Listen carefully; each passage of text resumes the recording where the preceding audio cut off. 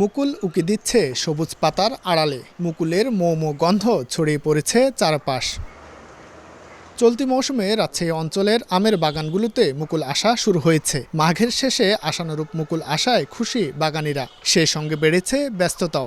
গাছের গোড়া পরিষ্কারের পাশাপাশি পোকা দমনে ছিটানো হচ্ছে কীটনাশক। সংশ্লিষ্টরা বলছেন, আমের আকার ও গুণগত মান ঠিক রাখতে মুকুল আসার এ সময় গাছের বিশেষ যত্ন নিতে হয়। সময় মতো ঔষধ দেওয়া না হলে প্রচুর মুকুল ঝরে যায়। পরিচর্যা আগে থেকে করলে জিনিসটা ভালো হবে, ফলনটা ভালো হবে, সেই জন্য আমরা আগে থেকে পরিচর্যা করি। পরিচর্যা যদি না করি তাহলে তো আম আসবে না গাছে। তো এর জন্য স্প্রে করা লাগে, পানি দেওয়া লাগে। গোড়া কোপাই দিয়ে আমরা জঙ্গলগুলো আগে পরিষ্কার করে দিই যেন পোকামাকড় না থাকে। তারপরে ভারী কোপ দিলে আপনার যে জমির উর্বরতা সেটা আসার পরে সারটা দিয়ে পানি দিয়ে আবার কোপ দেওয়া হয়।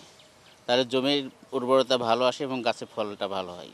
আমের উৎপাদন ঠিক রাখতে বাগানীদের পরামর্শ দেয়া হচ্ছে বলে জানায় ফল গবেষণা কেন্দ্র। গাছে যদি পোকার উপদ্রব থেকে থাকে তাহলে অবশ্যই আমাদেরকে একটা স্প্রে অতি দ্রুত এখনই দিয়ে দিতে হবে। আর মুকুল আসার পরে যেটা দিব সেটা হলো আমরা ইমিডাক্লোরোপিড 0.75 ml পার লিটারে এবং 2 গ্রাম ম্যানকোজেব পার লিটার পানিতে দিয়ে পুরোপুরি স্প্রে করে দিতে হবে। কৃষি বিভাগের তথ্য মতে রাজশাহী অঞ্চলে 96,200 হেক্টর জমিতে আমের বাগান রয়েছে।